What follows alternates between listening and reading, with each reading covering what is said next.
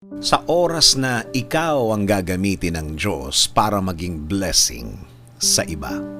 Ngiti, yan siguro ang nasa mukha mo ngayon dahil nabasa mo ang title ko ngayon sa video ko. Oo nga naman, ang sarap gawing channel of blessings ng Diyos. Dahil sa'yo dadaan, hindi ka pababayaan ng Diyos. Ang sinasabi kong blessings ay hindi lang ang mga bonggang blessings, hindi lang malalaki at malaking biyaya ha.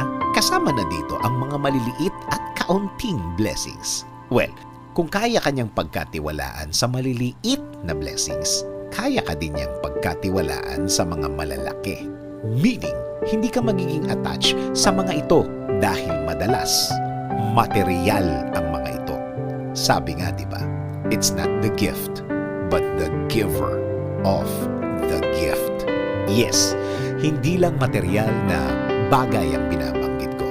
Kahit na hindi bagay o pera, kasama na dyan ang talent mo na isi-share mo ba ng tama ang talent mo?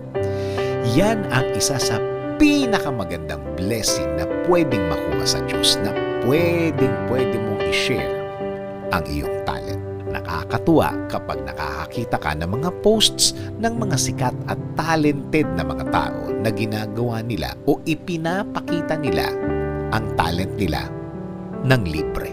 Isa ito sa mga paraan para maipakita ang appreciation nila sa kanilang gift na galing sa Diyos. Sa oras na ganito, wala silang pakialam kung may bayad sila o wala.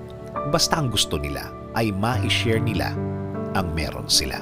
Yung iba naman ay nagkakawang gawa at ibinibigay nila ang isa sa pinaka-importante sa mundo na i-share ang kanilang time. Ang kanilang time. Pero at the end of the day, alam mong meron silang sinishare para naman sa ibang mga tao. Alam mong precious ang time and talent nila. Pero nagkakaroon sila ng oras. At ang oras na sinasabi ko ay desisyon nilang gawin.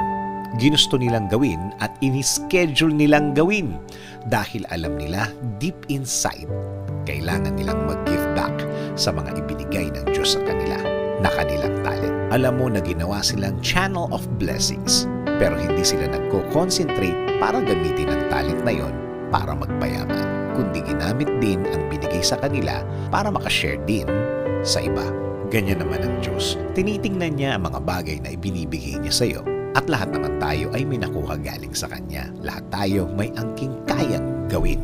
Kung may oras ka, baka pwede mong i-research ang The Parable of the Talents para magets mo ang sinasabi ko. Kapag may ibinigay ang Diyos sa atin, gamitin natin at patuloy nating pasalamatan ng Diyos.